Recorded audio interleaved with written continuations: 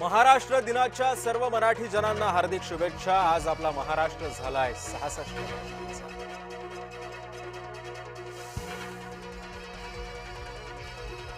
मुख्यमंत्री देवेंद्र फडणवीसांनी हुतात्मा स्मारकाला केलं अभिवादन। महाराष्ट्र हे देशाचं ग्रोथ इंजिन असल्याचं केलं अधोरेखित।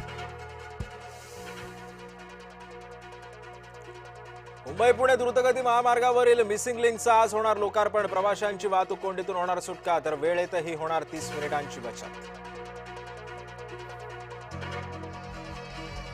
जगभरातल्या कामगारांसाठी आजचा दिवस महत्त्वाचा। जागतिक कामगार दिनाच्या सर्व श्रमिकांना शुभेच्छा।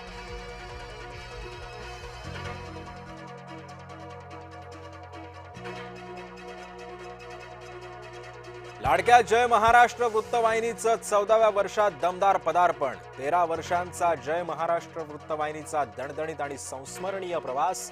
गेल्या 13 वर्षांपासून जय महाराष्ट्राची थेट, अचूक, बिनधास्त पत्रकारिता।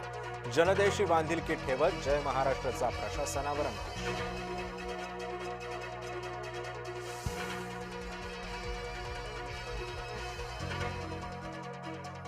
मुंबईतील 227 वॉर्डमध्ये घुमणार जय जय महाराष्ट्राचा नारा। भाजप मुंबईकडून महाराष्ट्र दिनानिमित्त विशेष कार्यक्रमांचं आयोजन। मुंबईमध्ये एकाच वेळी 227 ठिकाणी सकाळी 11 वाजता कार्यक्रमांचं आयोजन। कोलकाता समोर स्ट्रॉंग रूम बाहेर तृणमूलचे कार्यकर्ते आक्रमक। मतपेट्या उघडण्याचा प्रयत्न करत असल्याचा तृणमूलचा आरोप। कोलकातामध्ये सुरक्षा दल तैनात।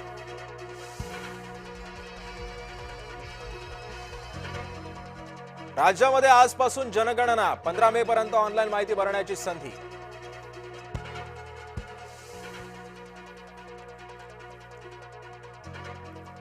मे महिन्याच्या पहिल्याच दिवशी महागाईचा भडका। व्यावसायिक सिलेंडरच्या दरामध्ये तब्बल 993 रुपयांची वाढ।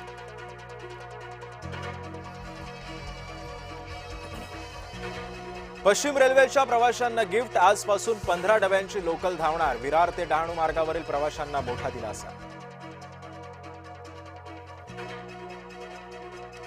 घरच्या मैदानावर गुजरातची बाजी। बंगळुरूवरती 4 विकेट्सनं मिळवला विजय।